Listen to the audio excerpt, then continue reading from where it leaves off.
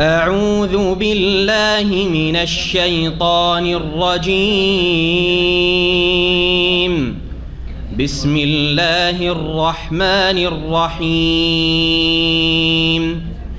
والشمس وضحاها والقمر إذا تلاها والنهار إذا جلاها والليل إذا يغشاها والسماء وما بناها والأرض وما طحاها ونفس وما سواها فألهمها فجورها وتقواها قد أفلح من زكاها وقد خاب من دساها كذبت ثمود بطغواها إذ انبعث أشقاها فقال لهم رسول الله ناقة الله وسقياها فكذبوه فعقروها فدمدم عليهم ربهم بذنبهم فسواها ولا يخاف عقباها. السلام عليكم ورحمة الله وبركاته. إن الحمد لله نحمده ونستعينه ونستغفره ونعوذ بالله من شرور أنفسنا ومن سيئات أعمالنا من يهده الله فلا مضل له ومن يضلل فلا هادي له وأشهد أن لا إله إلا الله وحده لا شريك له وأشهد أن محمدا عبده ورسوله صلى الله تعالى عليه وعلى آله وصحبه وسلم تسليما كثيرا أما بعد فأعوذ بالله من الشيطان الرجيم بسم الله الرحمن الرحيم والشمس وضحاها والقمر إذا تلاها والنهار إذا جلاها والليل إذا يغشاها والسماء وما بناها والأرض وما طحاها ونفس وما سواها فألهمها فجورها وتقواها قد أفلح من زكاها وقد خاب من دساها. الله رب العالمين যাবতীয় প্রশংসা যেই মহান আল্লাহ আসমান জমিন রাত দিন সব কিছুই সৃষ্টি করেছেন এবং সব কিছুর তিনি মালিক। যে আল্লাহ রাব্বুল আলামিন মানুষকে ভালো মন্দের পার্থক্যের এবং ফয়সালা করার ক্ষমতা দান করেছেন তাদের বিবেকের মাধ্যমে, সুস্থ জ্ঞান বা আকলের মাধ্যমে। আরও সেই আল্লাহ রাব্বুল আলামিনের প্রশংসা যে মহান আল্লাহ শুধু আমাদের বিবেকের ওপর সব কিছুইকে ছেড়ে দেননি, বরং বিবেককে সঠিক পথে পরিচালিত করার জন্য ওয়াহী নাযিল করেছেন। আসমান থেকে আসমানি কিতাব নাযিল করেছেন, সর্বশেষ কিতাব আল কোরআনুল কারীম, যাতে সমস্ত রকমের কল্যাণের দিক সম্পর্কে আমাদেরকে সঠিক জ্ঞান দেওয়া হয়েছে এবং অকল্যাণ অমঙ্গলের দিকগুলি থেকে সতর্ক সাবধান করা হয়েছে।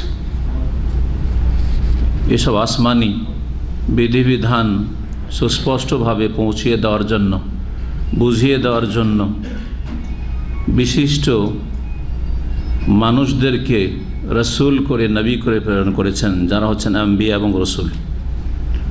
রসুল্লাহ মুবাশশিরিন ওয়া মুনযিরিন, যারা সুসংবাদ দিতে এসেছিলেন এবং সতর্ক সাবধান করতে এসেছিলেন। সুসংবাদ ওই সব লোকদের জন্য যারা আম্বিয়া রসুলগণের কথায় সাড়া দিয়েছে, বিশ্বাস করেছে, আগ্রহী হয়েছে শুনতে মানতে। আর সতর্ক সাবধান করেছেন আম্বিয়া রসুলগণ ওই সব লোকদেরকে যারা এসবকে অবিশ্বাস করেছে, অমান্য করেছে অথবা ভ্রুক্ষেপ করে নাই। সালাত এবং সালাম নাজিল শেষ রসুল মুহাম্মদুর রাসূলুল্লাহ সাল্লাল্লাহু আলাইহি সাল্লামের ওপর, যাকে আল্লাহ রাব্বুল আলামিন শাহেদ, মুবাশশির, দায়ী, সিরাজ, মুনির এসব উপাধি দান করেছেন। ইন্না আরসালনাকা শাহিদান ওয়া মুবাশশিরান ওয়া নাযীরা ওয়া দাঈয়ান ইলাল্লাহি বিইযনিহি ওয়া সিরাজাম মুনীরা, যিনি আল্লাহর দিকে দাওয়াত দিয়েছেন, আল্লাহর দ্বীনের দিকে দাওয়াত দিয়েছেন, তৌহিদ সুন্নাহর দিকে দাওয়াত দিয়েছেন। আমাদের ধারাবাহিক তাফসীর জুজে আম্মার চলছে বেশ কিছুদিন ধরে। আজকে আমাদের তাফসীর হবে সূরা ওয়াশ-শামসি ওয়া দুহাহা। এই সূরায় 15টি আয়াত রয়েছে, ছোট্ট সূরা, এবং এতে ছোট্ট ছোট্ট আয়াতগুলি রয়েছে। আমরা বিস্তারিত যথাসাধ্য আল্লাহ যতটুকু তৌফিক দেবেন তাফসীর করার চেষ্টা করব, শাব্দিক অর্থগুলির মাধ্যমে এবং অনুবাদের মাধ্যমে। আর এসব আয়াতগুলি সম্পর্কে যা কিছু রাসূলুল্লাহ সাল্লাল্লাহু আলাইহি সাল্লাম বলেছেন অথবা সাহাবায়ে কেরামগণ যারা সরাসরি তাফসীর শিখেছেন কোরআনে কারিমে রাসূলুল্লাহ সাল্লাল্লাহু আলাইহি সাল্লাম থেকে, তারা বলেছেন, অথবা সাহাবায়ে কেরাম রাদিয়াল্লাহু আনহুম থেকে যারা তাফসীর শিখেছেন, তাবেঈন অথবা তাবা তাবেঈন, আর যারা এর অনুসরণে তাফসীর করেছেন, কোরআন সুন্নাহ ভিত্তিক তাফসীর করেছেন, খেয়াল খুশি এলোপাথাড়ি কথা বলেননি, তাদের তরিকে আমরা তাফসীর করার চেষ্টা করব। আল্লাহ রাব্বুল যারা ভালো কাজের তৌফিক দান করেন এবং ভালো কাজকে কবুল করেন, আর মন্দ রাস্তা থেকে, মন্দ কথা থেকে, কাজ থেকে বেঁচে থাকার তৌফিক দান করেন।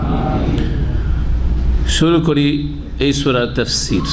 এই সূরার নাম বললাম সূরা ওয়াশ-শামসি বা সূরাতুশ শামসি, ওয়াও দিয়ে শুরু হয়েছে, এই জন্য কেউ কেউ এই সূরার নাম সূরাতু ওয়াশ-শামস বলেছেন, আবার কেউ ওয়াও যেটা কসম শপথের জন্য সেটাকে বাদে সূরাতুশ শামসি বলেছেন, আবার কেউ আরও লম্বা করে সূরাতুশ শামসি ওয়া দুহাহা বলেছেন।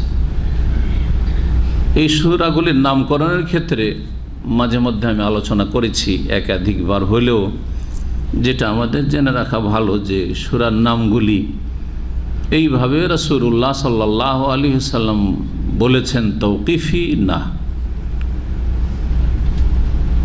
তারা একটু লম্বা করে বলতেন সাহাবায়ে কেরামগণ, আর সেটাকে সংক্ষেপ করে ধীরে ধীরে এইভাবে নামকরণ হয়েছে। যেমন আমরা বলি সূরাতুল বাকারা, গাভীর সূরা। গাভীর সূরা বলতে যে সূরায় গাভীর ঘটনা বর্ণনা করা হয়েছে বা গাভীর আলোচনা এসেছে। সূরাতুশ শামসে যে সূরায় শামস শব্দটি ব্যবহৃত হয়েছে বা উল্লিখিত হয়েছে। সূরাতুল বালাদ যে সূরায় আল বালাদ শব্দটি উল্লিখিত হয়েছে। সাহাবায়ে কেরামগণ বা তাবেঈনরা তারা বলতে আস-সূরা আল্লাতী যুকিরাত ফীহি বা তুযকারু ফীহি কাযা ওয়া কাযা। যেমন সূরা বাকারাকে বলতেন আস-সূরা আল্লাতী যুকিরাত ফীহা আল বাকারা, যুকিরাত ফীহা আল বাকারা। এমন সূরা যেই সূরায় আল বাকারা গাভীর কথা আলোচিত হয়েছে, এইভাবে বলতেন তারা।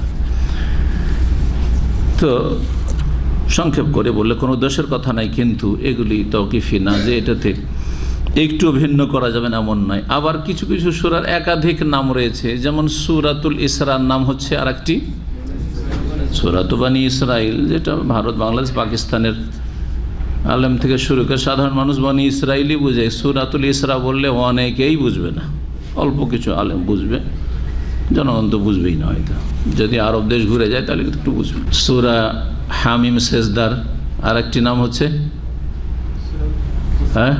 ফুসসিলাত, জি আরব দেশ ফুসসিলাত দিকে। সূরা গাফিরের নাম মুমিন। মুমিন ভারত উপমহাদেশে প্রসিদ্ধ সূরাতুল মুমিন, কিন্তু আরব দেশে কি সূরা গাফির লেখা আছে, কারণ সেখানে গাফিরি জামবে শব্দটি রয়েছে। আর ওয়াকালা রাজুলুম মুমিন মিন আলি ফিরআউন, ওই মুমিনের কথা উল্লেখ করা হয়েছে। জি, সূরাতুল ফাতিহার তো 14টির বেশি নাম রয়েছে। এই সূরা আশ-শামস বা আশ-শামস, এই সূরা মক্কি সূরা। মক্কি সূরার একটা বাহ্যিক লক্ষণ আছে, আয়াতগুলি ছোট ছোট। কারণ আরবরা যখন লেখাপড়া জানতো না, তখন লম্বা সেন্টেন্স, লম্বা বাক্য বোঝা খুব মুশকিল। এটা স্বাভাবিক কথা। আপনি একজন শিক্ষিত লোককে বলেন আর লম্বা কথা বলে চলে যান, এপার থেকে ওপার পুরোটাকে আয়ত্ত করার মতো ক্ষমতা আছে, কারণ শিক্ষাগত যোগ্যতা আছে।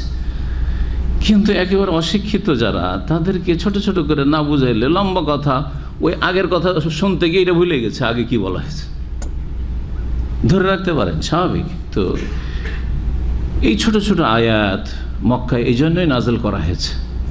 তারপরে সেই যুগের বাকভঙ্গিমাটাও ঠিক ওই রকমই ছিল। যেই যুগে যেমন যেই ভাষায় কথা বলে সেই ভাষাতেই কথা বলতে হয়, তাহলে শুনতে ভালো লাগবে, ঠিক না? স্বাভাবিক। সিলেট অঞ্চলে গিয়ে সিলেটি ওয়াজ করেন, মানুষের খুশির শেষ নেই, তাই না? আছে আমাদের দু একজন সহি আকিদার আলমী সিলেটি ওয়াজ করে। আর রাজশাহী চাপায়ে গিয়ে ওই আঞ্চলিক ভাষা দিয়ে ওয়াজ করতে হবে। জি, ওদের ভাষা আছে, খাস ভাষা। আর নোয়াখালী তো বুঝতে পারেন, যাদের ভাষা আমরা হয়তো বুঝবো না 80%, আর চিটাগাং হইলেও তো আমরা 95% বুঝবো না। হ্যাঁ, ওদেরকে মজা লাগে ওই ভাষা মজা। কিন্তু শুদ্ধ ভাষাটা হচ্ছে কমন ভাষা, কিছু কিছু করে সবাই বুঝবে, না বুঝে তো ওর দোষ, যে বুঝে না তার দোষ, ঠিক না? যে বলছে তার দোষ না। জি জি, এই জন্য আমি শুদ্ধ ভাষা বলা পছন্দ করি, শুদ্ধ ভাষা বলতে পছন্দ করি এবং শুদ্ধ ভাষা শোনা পছন্দ করি। জি হ্যাঁ, শুধু বাংলার ক্ষেত্রে নয়, আরবির ক্ষেত্রেও। জি হ্যাঁ, আরবির ক্ষেত্রেও শুদ্ধ ভাষা বলা, শোনা, পড়া পছন্দ করি। আর এই সব আঞ্চলিক ভাষা অথবা ভাঙা ভাষা শুনলে বড় কষ্ট লাগে, বড়। আভ্যন্তরীণ দিক থেকে, অর্থগত দিক থেকে মক্কি সূরাগুলির লক্ষণ হচ্ছে যে সেগুলোতে ইসলামের মৌলিক বিষয়গুলি আলোচিত হয়েছে, আকিদাগত বিষয়গুলি আলোচনা হয়েছে। সে আকিদা আল্লাহ সম্পর্কে হোক, আখিরাত সম্পর্কে হোক, রিসালাত সম্পর্কে হোক, কোরআনে কারীম বা ওহী সম্পর্কে হোক, বা মৌলিক আখলাকিয়াত, হ্যাঁ, চারিত্রিক বিষয়গুলি সম্পর্কে আলোচিত হোক, হ্যাঁ, বিষয়গুলি হোক, এই ধরনের আলোচনা হয়েছে। মাসলা মাসাইল না, মোটেই পাবেন না আপনি মক্কি সূরাতে মাসলা মাসাইল, খুঁটিনাটি। মাদানী সূরাগুলি, এই যে কথাগুলি বললাম, এর বিপরীত, আয়াত লম্বা, আর তারপরে তাতে মাসাইলি বেশি, বিধিবিধান আহকাম বেশি।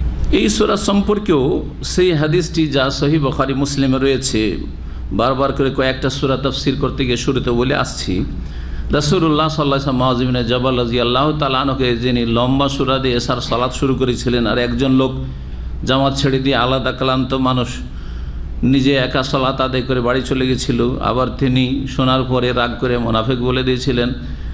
তখন এই কমপ্লেন, অভিযোগ রাসূলুল্লাহর কাছে পৌঁছিল দুই পক্ষ থেকে। মুআয রাদিয়াল্লাহু তাআলা অভিযোগ যে ও জামাতে নামাজ পড়েনি, জামাত ছেড়ে দিয়েছে। আর ওর অভিযোগ যে এত লম্বা নামাজ পড়েছে, যেটা খুব বড় কষ্টকর আমাদের জন্য, এটা তিনি ভালো কাজ করেননি। রাসূলুল্লাহ সাল্লাল্লাহু আলাইহি ওয়াসাল্লাম মুআযকে বলেছিলেন যে তুমি ভুল কাজ করেছো। আফাত্তানুন আনতা ইয়া মুআয, হে মুআয, তুমি কি ফিতনা সৃষ্টি করছো? সুন্নতের খেলাফ করার জন্য ফিতনা সৃষ্টি করা বলা হয়েছে, এটাও এর আগে আলোচনায় বলেছি। তাহলে সুন্নত কোথাও কেউ যদি চর্চা করে বা প্র্যাকটিস করে বা সুন্নতের উপর আমল করে, সেটা ফিতনা নয়। যেমন আজকাল বেদাতিরা বলছে না, ভালো করে বুঝেন। কারণ আপনি গ্রামে যাবেন, যখন সুন্নতি তরিকায় সালাত আদায় করবেন, বলে আপনি আগে ফিতনা করছেন কেন আমাদের মসজিদে? হ্যাঁ, কেউ আবেদন করেন, আপনি আবেদন করছেন, তোমরা ফিতনাকারী, তোমরা সুন্নতের খেলাফ কাজ করছো। কথা বুঝছেন না? মুআয বিন জাবাল রাদিয়াল্লাহু তাআলা আনহুকে ফিতনা করছো কেন তুমি? এই জন্যই বলেছেন যে তিনি সুন্নতের খেলাফ কাজ করেছে, যে এশার নামাজে সূরা বাকারা আর সূরা আলে ইমরান ধরিয়ে দেবেন। জানা ছিল না হয়তো, উনি ভাবছেন যে আমি যেমন পারি সবাই পারবে হয়তো। ভাই, সবার শরীরও ওই রকম একই রকম না, আর সবার ইমান আমল ওই রকম না, আর সবার ব্যাকগ্রাউন্ডও ওই রকম না যে সবাই ওই রকম ফ্রি আছে, বা বিভিন্ন দিক রয়েছে মানুষের। তাহলে বেদাতি ভাইদের এই কথাটি ভুল। যারা বেদাত করে তারাই ফিতনাবাজ, যারা সুন্নত চর্চা করে, সুন্নত শিখায়, বা কমপক্ষে নিজের জীবনে সুন্নতি নামাজটা পড়ার চেষ্টা করে, তারা ফিতনাবাজ না, তারা হচ্ছে হকপন্থী। জি, তারা নবী করিম সাল্লাল্লাহু আলাইহি ওয়াসাল্লামের ছেড়ে যাওয়া সালাত প্রতিষ্ঠা করতে চায়, সাল্লু কামা রাআইতুমুনি উসাল্লি। সুতরাং কমপক্ষে আপনি তাদেরকে স্বাধীনতা দেন, আপনি না করবেন, না করিয়েন না। কাফেরকে স্বাধীনতা দিচ্ছেন মূর্তি পূজার, আর তাদের খ্রিস্টান মিশনারি, খ্রিস্টান ধর্ম প্রচারের, আর তারপরে নাস্তিকতার স্বাধীনতা, স্বাধীনভাবে বুক ফুলে চলাফেরা করছে। নাস্তিকরা তাদের মিডিয়াতে স্বাধীনভাবে লেখালেখি করছে, তাদের সাংবাদিকতার স্বাধীনতার নামে, বাক স্বাধীনতার নামে, ব্যক্তি স্বাধীনতার নামে, মত প্রকাশের স্বাধীনতার নামে। আর আপনি সঠিক ইসলামটা প্রকাশ করতে দেবেন না। কত বড় অপরাধী এবং কত বড় কট্টর সংকীর্ণ চিন্তা চেতনার গড়া মুসলিমেরা। জি, আল্লাহ যেন এদেরকে হেদায়েত দান করেন এবং এদের শার থেকে, অনিষ্ট থেকে কোরআন সুন্নাহর হেফাজত করেন, কোরআন সুন্নাহর খাঁটি অনুসারীদের হেফাজত করেন।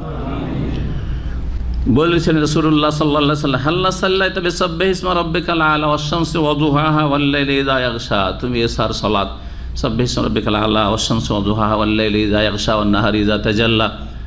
এইসব সূরা দিয়ে কেন আদায় করো না? শুরু করি। আল্লাহ রাব্বুল আলামিন এখানে কয়েকটি বস্তুর বা বিষয়ের শপথ করেছেন। বলছেন বিসমিল্লাহির রহমানির রহিম, ওয়াশ-শামসি ওয়া দুহাহা। ওয়াও হচ্ছে কিসের জন্য? কসম বা শপথের জন্য। বহুবার যেহেতু ওয়াও এসছে, ওয়াও ওয়াল্লাহি, আরবরা কি বলে? ওয়াল্লাহি। আর ওয়াও হচ্ছে হারফে জার, এটাকে আরবি গ্রামারে কি বলে? হারফে জার। মানে এমন একটি অক্ষর যেটা যেই ইসমের ওপর আসবে সেই ইসমকে কি করবে? জের কাসরা দেবে। ওয়াশ-শামসি ওয়াল-লাইলি ওয়াল্লাহি। জি জি, 17টি হারফে জার রয়েছে। এটা হচ্ছে প্রসিদ্ধ মত, তবে একটি মতে 19টি হারফে জার রয়েছে। ওয়াশ-শামসি মানে তাহলে কি? ওয়া উকসিমু বিশ-শামসি, আমি শপথ করছি কিসের? সূর্যের। আমি কসম করছি কিসের? এখানে উকসিমু উজ্জ রয়েছে। জি হ্যাঁ, হারফে জার যার মুতাআল্লিক হয়েছে, যার আরবি গ্রামার তারকিব বুঝেন। ওয়া উকসিমু বিশ-শামসি, ওয়াশ-শামসি সূর্যের শপথ, ওয়াদুহাহা এবং তার কিরণের শপথ। ওয়াদুহাহা, এই যতগুলি হা হা আসছে এগুলোকে কি বলা হয় আরবি গ্রামারে? জমির বলা হয়। নাউন আর প্রোনাউন, তাই না? নাউন হচ্ছে ইসম আর প্রোনাউন হচ্ছে জমির। জি, এগুলি হচ্ছে কি? জি, সর্বনাম, জমির। জি, সূর্যের কসম এবং অজুহা, তার কিরণের, এই যে তার মানে কিসের? সূর্যের কিরণের কসম। জি, তো দোহা মানে একটি তাফসির হচ্ছে কিরণ, কয়েকটি তাফসির করা হয়েছে। জি, সূর্য আর কিরণ তো সারাদিন থাকে, কিন্তু বিশেষ করে দিন শুরু হতেই দিনের প্রথম ভাগে যে সূর্যের কিরণটা পড়ে এটাকে দোহা বলা হয়। এটা কি বলা হয়? দোহা বলা। সুতরাং দুপুরবেলা যে সূর্যের কিরণটা পড়ে বা বিকেলবেলা পড়ে, আসর পরে পড়ে, সেটা দোহা নয়, সেটা দোহা নয়। দোহা মানে সকালবেলার যে সূর্যের কিরণটা পড়ছে, হ্যাঁ, সারা বিশ্ব আলোকিত হয়ে যাচ্ছে, এইটা হচ্ছে দোহা। এই জন্য এই সময়ের নাম হচ্ছে আরবিতে দোহা। এই সময়ের নাম কি? দোহা। দোহাকে ফার্সিতে কি বলা হয়? চাস্ত বলা হয়। সালাতু দোহা মানে যে সালাত নামাজটি রয়েছে সেটাকে আমাদের দেশের মানুষরা দীর্ঘদিন মোগলদের রাজত্ব, যাদের রাষ্ট্রীয় ভাষা ফার্সি ছিল, এমনকি ইংরেজদের আমলেও ফার্সি দিয়ে মুসলিমরা চাকরি বাকরি করতো, সব কিছুই করতো। শেষখানে বিশাল একটা ষড়যন্ত্র মুসলিমদের বিরুদ্ধে ইংরেজরা করে হিন্দুদের সাথে মিলে ইংলিশ হঠাৎ করে বাধ্যতামূলক করে দিল, যখন ইংলিশ মোটেই মুসলিমরা শিখেনি। যার ফলে কি করলো? মুসলিমদেরকে অনেক পিছিয়ে দিল। মুসলিমরা সমস্ত চাকরি বাকরি ছেড়ে দিয়ে ঘরে কাঁদতে কাঁদতে চলে আসলো, আর সমস্ত জায়গাগুলি কাফেররা দখল করে নিল। এটি হচ্ছে ইংরেজদের হিন্দুদের সাথে মিলে ভারত উপমহাদেশে, ভারত, পাকিস্তান, বাংলাদেশের একটি বিশাল ষড়যন্ত্র, যেটা অনেকে জানে না। জি, ওই সময় আলেম ওলামারা ইংলিশ শিক্ষা হারাম বলেছিলেন। আজকালকার অনেক জনগণ অথবা জেনারেল শিক্ষিত লোকেরা বলে যে আলেমরা সব বোকা ছিল, কিছু বুঝতো না। কিন্তু এরাই যে মূর্খ এটা নিজেরাও জানে না। আর কিছু আলেমরাও আজকাল হয়েছে যারা এই ফতোয়ার ব্যাকগ্রাউন্ড বুঝে না, যে কেন কিসের পরিপ্রেক্ষিতে এই ফতোয়াটা তারা দিয়েছিলেন, আসল ব্যাপারটা কি ছিল, এই ফতোয়া কেন দিয়েছেন সেই যুগের ওলামারা, এটাও জানে না অনেক আলেমরা। যার ফলে বলে না না এই ফতোয়া দেওয়া ঠিক হয়নি, তারা বুঝে উঠেননি।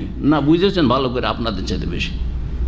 আজকে এসে বলছি আমি, তাদের অনেক পরে যারা আজকে থেকে 150 বছর 200 বছর আগে ফতোয়া দিয়েছিলেন যে ইংরেজি শিক্ষা মুসলমানদের জন্য ভারতে হারাম, কেন ফতোয়া দিয়েছিলেন? এই জন্য যে ব্রিটিশরা ভারতে শুধু ইংলিশ শিখাইতে আসেনি, ইংলিশের মাধ্যমে তারা খ্রিস্টান ধর্ম শিখাতে এসেছিল এবং প্রত্যেকটি স্কুলে তারা ইংলিশের সাথে সাথে তাদের খ্রিস্টান ধর্মের প্রচার প্রসার চালাচ্ছিল। আসলে ছিল খ্রিস্টান মিশনারি। তাদের টার্গেট ছিল ভারতের মুসলিমদেরকে খ্রিস্টান বানিয়ে দেওয়া, যাতে করে এটা খ্রিস্টান প্রধান দেশ হয়ে যায়। কিন্তু আলহামদুলিল্লাহ তাতে সাকসেস হয়নি। মুসলিমদের ক্ষেত্রে আলহামদুলিল্লাহ সফল হয়নি। সে অমুসলিম হিন্দুরা অথবা যারা আদিবাসী তারা অনেকে খ্রিস্টান হয়েছে, তাদের ক্ষেত্রে কিছুটা তাদের সফলতা হইতে পারে, কিন্তু আলহামদুলিল্লাহ মুসলিমদের ক্ষেত্রে তারা ব্যর্থ হয়েছে। আল্লাহ যেন তাদেরকে ব্যর্থ করেন। এখন আপনার কি কোনো স্কুলে যদি ইংলিশ শিখাবার নামে আপনার ছেলেদেরকে মেয়েদেরকে যদি খ্রিস্টান ধর্ম শিখায়, ইসলাম বিদ্বেষী বানায়, তো আপনার মধ্যে ইসলামের দরদ আর ইসলাম রক্ষা করার যদি একটু চেতনা থাকে তো কখনো পড়াবেন ওখানে? কখনো পড়াবেন না। কিন্তু ওই সব জাহেল মূর্খগুলো মুসলিম সমাজের খ্রিস্টান মিশনারিতে ছেলেদেরকে পড়াচ্ছে, কারণ ওরা ইসলামের ধার ধারেন না, আগে থেকে ইসলাম থেকে বেরিয়ে গেছে, অথবা বেরিয়ে গেলে কোনো ফ্যাক্টর না, তারা ওই সব প্রতিষ্ঠানে পড়াইতে পারে। তাহলে তখনকার যুগে ইংলিশ পড়া হারাম, কারণ ইংলিশ পড়তে গেলেই ছেলেদেরকে কি বানিয়ে দেবে? খ্রিস্টান বানিয়ে দেবে। আর খ্রিস্টান ধর্ম শিক্ষা বাধ্যতামূলক করে রেখেছে, ষড়যন্ত্রমূলক। জি। আর যেখানে আমাদের ফার্সি শিক্ষা চাকরি হচ্ছে, সুতরাং কেন আমরা ইংলিশ শিখতে যাবো, এটাও ব্যাপার ছিল। কিন্তু হঠাৎ করে দেখো যে এরাকে তো পারছে না, মুসলিমরা তো ইংলিশ শিখতে চাইছে না, যেটা দিয়ে আমরা খ্রিস্টান ধর্ম শিখাচ্ছিলাম, আর এরা ফার্সি দিয়ে চাকরি বাকরি করে যাচ্ছে, যেমন মোগল আমলে করে এসছে। হঠাৎ করে আইন তৈরি করলো যে ফার্সি দিয়ে আর কোনো অফিস আদালতে চাকরি করতে পারবে না, না হাকিম হইতে পারবে না, উকিল হইতে পারবে না, কোনো রকমের মুনসেফ হইতে পারবে না, আর কিছু কোনো কর্মকর্তা হইতে পারবে না, কিছু হইতে পারবে। জি হ্যাঁ, কোনো চাকরি পাবে না। মুসলিমরা তখন পিছিয়ে গেল। এই হচ্ছে প্রেক্ষাপট, জি, যেটা অনেকে বুঝে না।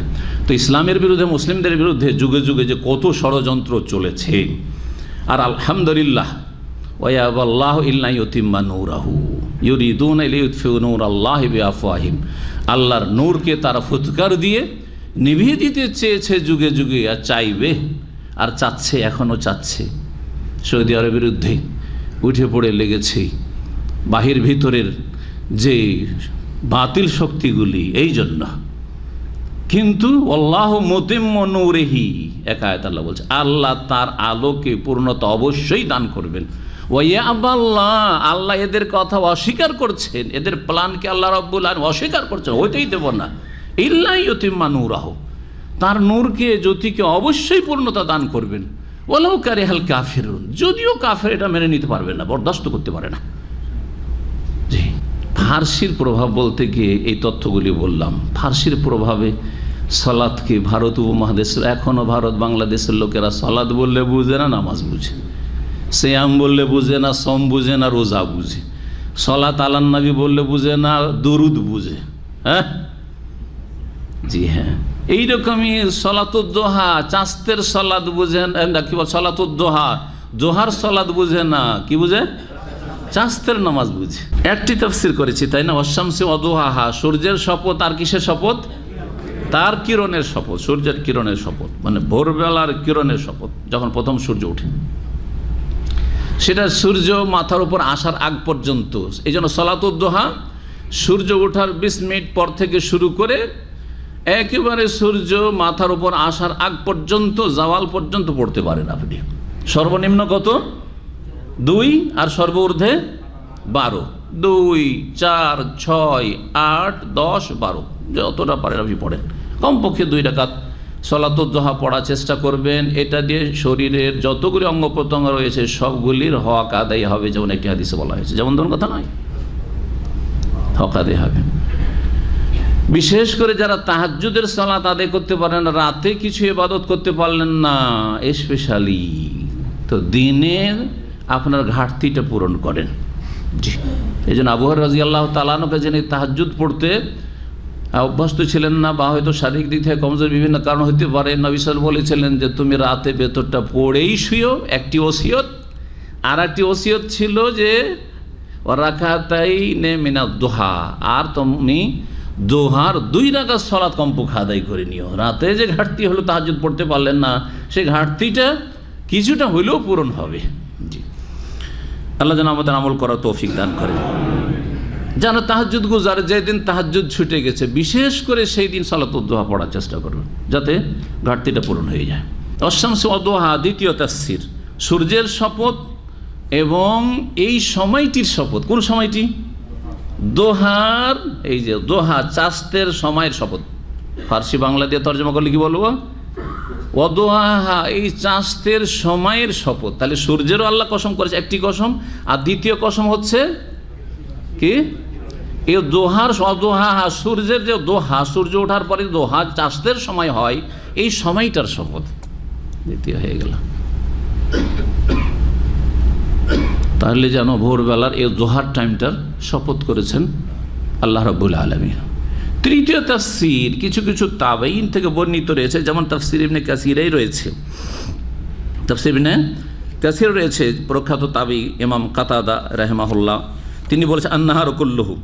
জি, আর ইমাম ইবনে জারির তাবারি রাহমাতুল্লাহ আলাইহি, প্রখ্যাত মুফাসসির, যিনি হাদিস দিয়ে কোরআনে কারিমে তাফসীর করেছেন, তাফসীর বিল মাসুর, তার লম্বা চওড়া তাফসীর রয়েছে অনেকগুলি খণ্ডে, তিনিও এই মতটি পছন্দ করেছে। সেটা হচ্ছে দোহাহা মানে দিন বোঝানো হয়েছে। দিনের একটা অংশ বললে কি করা হয়েছে? পুরো অংশটা বা পুরোটাই বোঝানো হয়েছে। দিনের একটা অংশ বলে, একটা অংশ হচ্ছে দোহার সময়। এই দোহা বলে বা সূর্যের কিরণ, সূর্যের কিরণ সারাদিন থাকে, সুতরাং দিনকে বোঝানো হয়েছে। তাহলে কি হয়ে গেল তৃতীয় তাফসীর? আমি সূর্যের কসম করছি, ওয়াদুহাহা, এবং এই সূর্যের কিরণের কসম, মানে যেই দিনে কিরণ থাকে সারা দিনের কসম করছি। সূর্যের কসম এবং দিনের কসম, সহজ ভাষায় তাফসীর করলে বলছেন আন-নাহারু কুল্লুহু। এই হচ্ছে তাফসীর।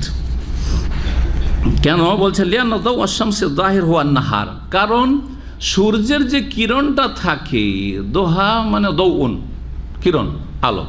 সূর্যের যে জ্যোতি থাকে বা কিরণ থাকে, এটা সারাদিন থাকে, সারাদিন থাকে, সকাল থেকে সন্ধ্যা পর্যন্ত, সূর্য ওঠার পর থেকে সূর্য অস্তমিত হওয়া পর্যন্ত। সুতরাং এখানে যেন আল্লাহ দিনের শপথ করেছেন। তাহলে তিনটি হয়ে গেল। একটা হচ্ছে সূর্যের কিরণের কসম, আর একটা হচ্ছে দোহা, পূর্বাহ্ন, যেটা চাস্তের সময়ের কসম, আর একটা হচ্ছে সারা দিনের কসম, সূর্য এবং সারা দিনের কসম।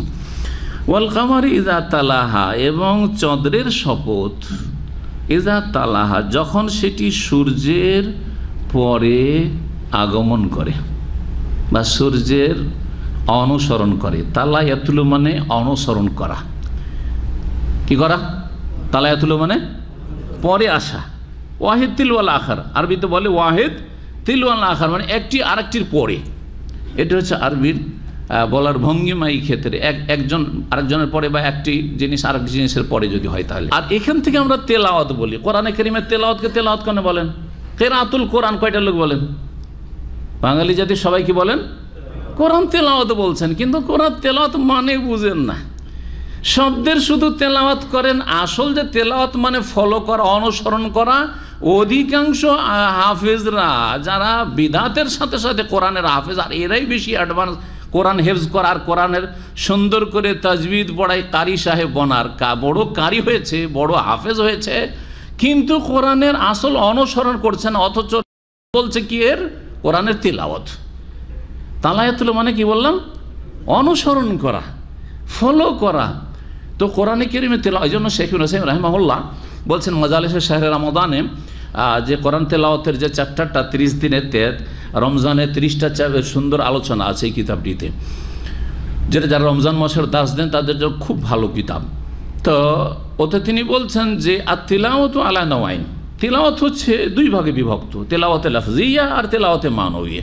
একটা হচ্ছে শাব্দিক তেলাওয়াত আর একটা হচ্ছে আর্থিক তেলাওয়াত বা আভ্যন্তরীণ তেলাওয়াত। শাব্দিক তেলাওয়াত হচ্ছে যে আপনি শুধু পড়ে যাচ্ছেন, হ্যাঁ, আউযু বিল্লাহি মিনাশ শাইতানির রাজিম, বিসমিল্লাহির রহমানির রহিম, আলিফ লাম মিম, যালিকাল কিতাবু লা রাইবা ফিহি হুদাল লিল মুত্তাকিন। শুধু কি করলেন? শব্দের তেলাওয়াত করলেন, শব্দের অনুসরণ, মানে শব্দের পিছনে পেছনে যেমনভাবে শব্দগুলি আসছে, বাক্যগুলি আয়াতগুলি আসছে, সূরাগুলি আসছে, ওইভাবে ওইটাকে ফলো করে আপনি পড়ে যাচ্ছেন। শব্দের তেলাওয়াত হলো এটা। আর একটি তেলাওয়াত হচ্ছে তেলাওয়াতে মানবিয়া, মানে অর্থের তেলাওয়াত বা অর্থের অনুসরণ। আর সেটা হচ্ছে ওয়াহুয়াল আসল, আর এটি হচ্ছে আসল, এটি হচ্ছে আসল উদ্দেশ্য। আল্লাহর কোরআন নাযিল করার উদ্দেশ্য বেশি বেশি পাঠ হোক না বেশি বেশি আমল হোক? সাধারণ কমন জ্ঞানে আপনি বুঝতে পারছেন, কমন সেন্সে বুঝতে পারছেন যে আল্লাহ কোরআন নাযিল করেন আমল করার জন্য না পড়ার জন্য? আমল করার জন্য, আকীদা আমলে সংশোধনের জন্য, কোরআনী জীবন তৈরি করার জন্য, কোরআন বুঝে তার প্র্যাকটিক্যাল করার জন্য, বাস্তবায়নের জন্য, বাস্তবে রূপ দেওয়ার জন্য। কানা খুলুকুহাল কোরআন, নবী সাল্লাল্লাহু আলাইহি ওয়াসাল্লাম চরিত্র কি ছিল? জীবন্ত কোরআন। আপনি জীবন্ত কোরআন হবেন একজন। কোরআনে যা বলা আছে, একজন অমুসলিম বা একজন অসৎ লোক যদি দেখে তো এই লোকটি একেবারে কোরআন, যা কোরআনে আছে এই লোকটির ঈমান আমল কথা কাজে আছে। কোরআনে আছে আকিমুস সালাহ, দৌড় দিচ্ছে আজান হইতে সালাতের জন্য। কোরআনে আছে আখলাক, চরিত্রের কথা, চরিত্র ঠিক আছে, ওয়াদা খেলাফি করে না, মিথ্যা কথা বলে না, জি, ইত্যাদি ইত্যাদি, শুরু থেকে শেষ পর্যন্ত যা কোরআনে আছে এর বাস্তবায়ন। এটা হচ্ছে আসল তেলাওয়াত, মানে আসল ফলো করা, অনুসরণ করা। আল্লাহ যেন আমাদেরকে সত্যিকার অর্থে তেলাওয়াতের তৌফিক দান করেন। ওয়াল কামার ইযা তালাহা, চাঁদের শপথ যখন সেটা কিসের পরে আসে? সূর্যের পরে। অর্থাৎ সূর্য যখন ডুবে যায় তখন চাঁদ দেখা যায়, বিশেষ করে প্রথম দিকের চাঁদ, প্রথম হেলাল, প্রথম দিনে চাঁদ কখন দেখা যায়? সূর্য ডুবলেই তখন চাঁদ দেখা যায়। সূর্য ডুবার আগে খুব চিকন আছে, হয়তো দেখা যাবে না, কিন্তু সূর্য ডুবে গেলেই সাথে সাথে চাঁদ দেখা যায়। আবার যদি আধা ঘন্টা পর দেখার চেষ্টা করেন তো খুঁজেই পাবেন না, পাবেন 1 ঘন্টা 2 ঘন্টা পর যদি দ্বিতীয় দিন তৃতীয় দিন চাঁদ খুঁজেন, খুঁজে পাবেন না আকাশে। তাহলে তার পরে পরে আসে, যেমন সূর্য ডুবে গেল তখনই চাঁদ দেখা গেল। এটা হচ্ছে অধিকাংশ মুফাসসিরিন তাফসীর। কোন কোন তাফসীররা বলছেন যে বড় হয়ে চাঁদটা যখন আসে, পূর্ণরূপে চাঁদটা যখন দেখা যায় আকাশে সূর্য ডুবার পরে, তাহলে এটা হবে পূর্ণিমার রাত। এটা হবে পূর্ণিমার রাতে, 14 তারিখের রাত যেটা। জি হ্যাঁ, এটাও কেউ কেউ তাফসীর করেছেন। এক কথায় চন্দ্র সূর্যের পরে আসে, সূর্যকে অনুসরণ করে, এই তাফসীর বললাম। ওয়ান নাহারি ইযা জাল্লাহা, আর দিনের শপথ যখন সেটা কি করে? দিন কি করে? জাল্লাহা, সূর্যকে প্রকাশ করে। দিন আসলে সূর্য প্রকাশ পায়, জাল্লাহা। জি, সূর্যকে কি করে? উদ্ভাসিত করে, উদ্ভাসিত করে। জাল্লা ইউজাল্লি তাজলিয়াতুন, মানে কোনো কিছুকে প্রকাশ করা, উদ্ভাসিত করা। ওয়ান নাহারি ইযা জাল্লাহা ওয়াল লাইলি ইযা ইয়াগশাহা, আর রাতের শপথ যখন সেই রাত সূর্যকে আচ্ছাদিত করে, আচ্ছন্ন করে, ঢেকে নেই। রোজ বস গাশিয়া ইয়াগশা, সামি আসমা থেকে, মানে হচ্ছে ঢেকে নেওয়া। যেমন গাত্তা ইউগাত্তি তাগতিয়াতুন, মানেও ঢেকে নেওয়া। এটা ঠিক ওই রকমই যেমন সূরাতুল লাইলের প্রথম আয়াতে আসছে। এটা হচ্ছে 4 নম্বর আয়াত, কিন্তু আগামী সপ্তাহে আমাদের তাফসীরে আসবে। প্রথম আয়াতে কি আছে? ওয়াল লাইলি ইযা ইয়াগশা, রাতের কসম যখন রাত কি করে? ঢেকে নেই। এখানে সূর্যের কথা নেই, শুধু ঢেকে নেই। কি ঢাকে? রাত, দিনের আলোকে ঢেকে নেই বা সূর্যকে ঢেকে নেই। আর এখানে আছে ওয়াল লাইলি ইযা ইয়াগশাহা, রাতের কসম যখন ইযা ইয়াগশাহা, যখন রাত ঢেকে নেই সূর্যকে। হা, সূর্য, তাকে মানে সূর্যকে। ওয়াস সামাই ওয়া মা বানাহা ওয়াল আরদি ওয়া মা তাহাহা ওয়া নাফসি ওয়া মা সাওয়াহা। এই যে 3টি আয়াত আছে, এই 3টি আয়াতের তাফসীর 2 রকম ভাবে করা হয়েছে। প্রথম হচ্ছে ওয়াস সামাই, আকাশের কসম, আর মা, এটা হচ্ছে মা মাসদারিয়া, মানে মাসদারের অর্থ মায়ের পরে যেই ফেলটা আসছে বা ক্রিয়াটা আসছে, ওটা ফেল ক্রিয়া থাকবে না, সেটা মাসদার হয়ে যাবে, মাসদারের অর্থ হয়ে যাবে। এটা হচ্ছে মা মাসদারিয়া। মা কয়েক রকমের হয় আরবি গ্রামারে। মা মাসদারিয়া হয়, মা নাফিয়া, নায়ের অর্থ, হ্যাঁ মাফি মানে কি নাই বলছেন না আপনারা, শুধু নেগেটিভটা জানছেন না। মায়ের অর্থ মা হাজা, এটা কি? এই যে ইস্তেফামিয়া, এটা ইস্তেফামিয়া, মা ইস্তেফামিয়া। মা মসুলাও হয়, মা মসুলা, মা মসুলার জন্য বিভিন্ন জায়গা। অমা খালাকা যাকারা ওয়াল্লেজি, আল্লেজির অর্থে যেটা ওইটা হচ্ছে মা মসুলা। আবার মা কখনো মৌসুফা হয়, এতগুলি হয়। জি হ্যাঁ, ক্ষেত্রের বিশেষ অর্থ আলাদা হয়ে যাবে, প্রত্যেকটার অর্থ আলাদা আলাদা হয়ে যাবে। বড় দুঃখিত, একজন ফেসবুকে লিখছে, কালকে পরশু দেখছি ছুটি যাচ্ছে সৌদি আরব থেকে, ওয়াল্লাহ মাদ্রাসা জীবনেও পড়েনি। ওকে জানি যে মাদ্রাসায় জীবনেও পড়েনি, আর আরবি ভাষা সম্পর্কে মাদ্রাসা পড়েনি, সৌদি আরবেও পড়েনি, শুধু আরবি ভাষাও বুঝে না। আর লিখছে যে আমি কয়েক মাসের জন্য ছুটি যাচ্ছি, সুতরাং আমার গ্রুপে যে প্রশ্ন উত্তর দিতাম সেগুলি বন্ধ থাকবে। আউযুবিল্লাহ, আউযুবিল্লাহ, ইন্না লিল্লাহি ওয়া ইন্না ইলাইহি রাজিউন। আমি ওই রকম গ্রুপে, এই জন্য এইসব বাজে গ্রুপে আমি না, ওই জন্য, কারণ সেখানে আলেম আর জালেম সব জাহেলি এক হয়ে গেছে। শুধু এইরকম গ্রুপ তৈরি করে করে ফতোয়া দেওয়া, ওখানে আম জনগণ বেচারারা বুঝে না যে গ্রুপের যে কি বলে ওর নাম, অ্যাডমিন, তাই না? অ্যাডমিন বলছে না, আরবিতে মুদির বলছে। মুদির, ও কোম্পানির মুদির। এটা মজার গল্প মনে পড়ে গেল। মুদির তখন এক ছেলে বিয়ে করার জন্য গেছে মেয়ের বাড়িতে, হ্যাঁ মেয়ের বাবার বাড়িতে। মেয়ের বাড়িতে বিয়ে করতে গেছে, তখন ওকে বলেছে যে কি তোমার যোগ্যতা কি, তুমি কি কাজ করো? বলছে আমি হচ্ছে মুদির। আমি হচ্ছে কি মুদির। ওরা ভেবেছে মুদির মানে, তো বুঝতেই পারছেন, মুদির মানে ম্যানেজার, মুদির মানে ডাইরেক্টর, হ্যাঁ মুদির মানে বড় মুদির আর কি, তাই না? ওরা তখন রাজি হয়েছে বিয়ের জন্য। তারপরে খোঁজ খবর নিয়ে দেখে যে মুদির ফদির কিচ্ছু না, একটা গ্রুপের মুদির, হোয়াটসঅ্যাপ গ্রুপের মুদির। কথা বুঝতে পেরেছেন? আশ্চর্য, সৌদি আরবের ঘটনা। আস্তাগফিরুল্লাহ ওয়া আতুবু ইলাইহি। তো এই হচ্ছে আমাদের মুফতি মুদিরদের অবস্থা, যারা হচ্ছে অ্যাডমিন বিভিন্ন গ্রুপের। দেশে যাচ্ছি আর আপনার প্রশ্ন টশ্ন করবেন না, ইনশাআল্লাহ দেশ থেকে ফিরে আসলে আপনাদের প্রশ্নের উত্তর দেব। অথচ আরবি কিচ্ছু বুঝে না। জি, ওয়াসসামাই থেকে, ওয়াসসামাই ওয়া মা বানাহা, আয়াত নম্বর 5। আকাশের শপথ। কিসের? আকাশের শপথ। ওমা বানাহা, মা যখন মাসদারিয়া বলবো, একটি তাফসীর করছি, তখন হবে অবিনা ওহা। মা যে ফেল বানা, যে ফেল মাজি, বানায়াবনি, আর ফেল মাজির অর্থে থাকলো না, অবিনা ওহা। কি হয়ে গেল অর্থ? অবিনা ওহা। ওয়াল আরদে ওয়ামা তাহাহা, তাহা যে ফেল মাজি, তখন ফেল মাজির অর্থ থাকলো না, ওয়া তাহওয়েহা হয়ে গেল, তখন মাসদারের অর্থ হয়ে গেল। যারা আরবি বুঝছেন ওরা ভালো করে বুঝবেন। ওয়া নাফসিন ওয়ামা সাওয়াহা, নাফসিন ওয়ামা সাওয়া, সাওয়া ইউসাউই যে ফেল মাজি, ফেল মাজির ফেলের অর্থে আর থাকলো না, ভার্ব ক্রিয়া থাকলো না, তখন তার অর্থ হয়ে গেল ওয়া তাসবিয়াতুহা, ওয়া তাসবিয়াতিহা। ওয়া নাফসিন ওয়া তাসবিয়াতিহা, মা মাসদারিয়া যেহেতু, এগুলো অর্থ হয়ে গেল।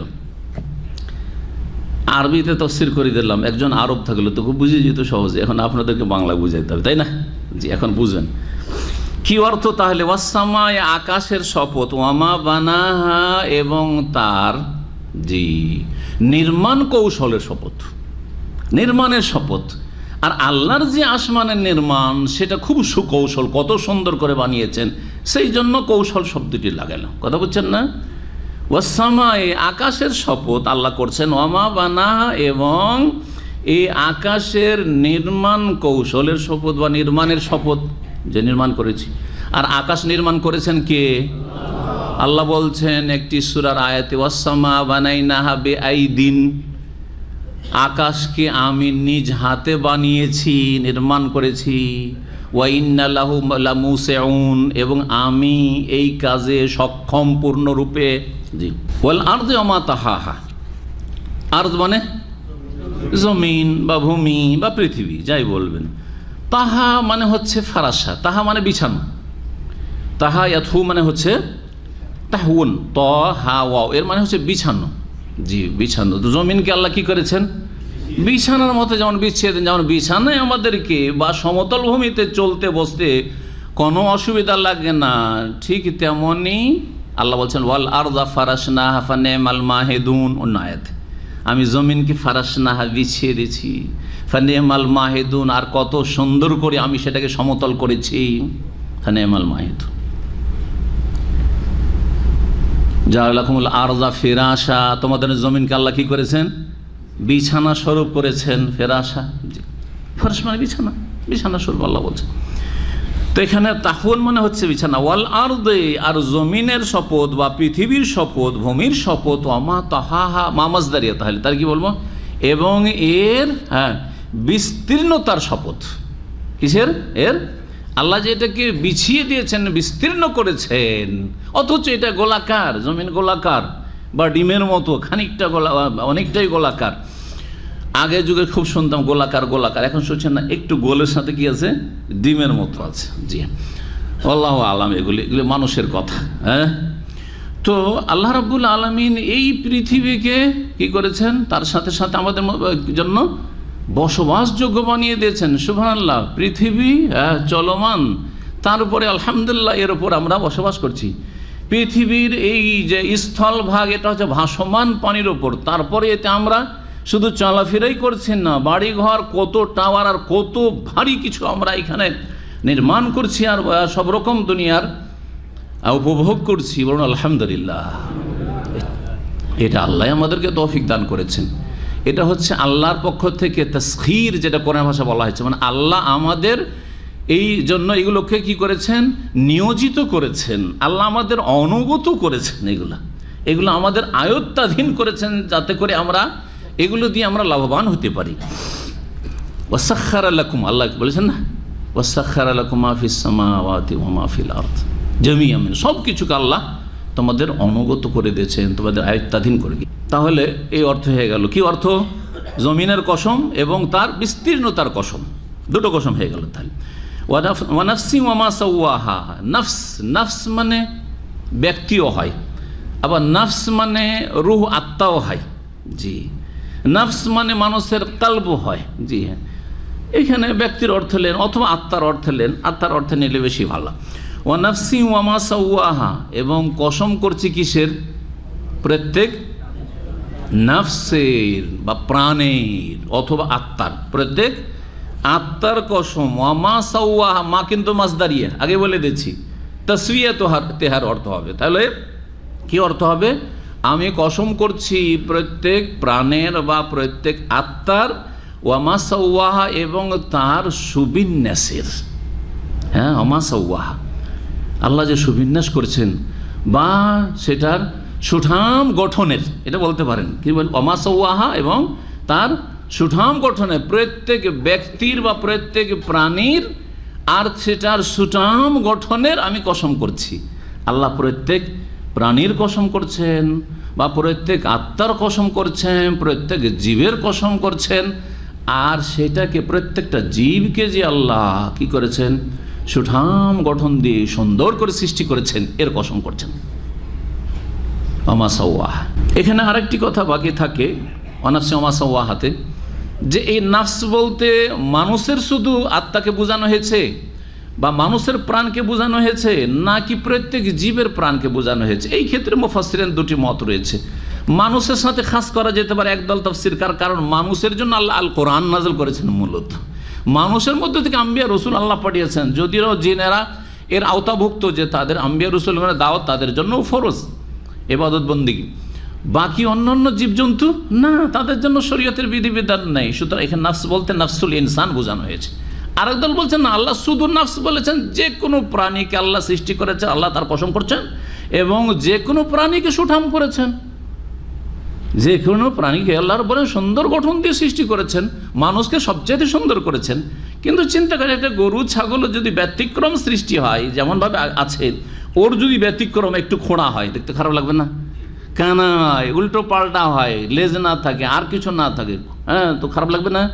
তো আল্লাহ যে সুঠাম করে সৃষ্টি করেছেন, যে কোনো প্রাণীকে বোঝানো হয়েছে। একটি তাফসীর হলো এই আয়াতগুলির। দ্বিতীয় তাফসীর হচ্ছে মা অর্থ মন। গত সপ্তাহে কিন্তু বলেছি মায়ের অর্থ কি?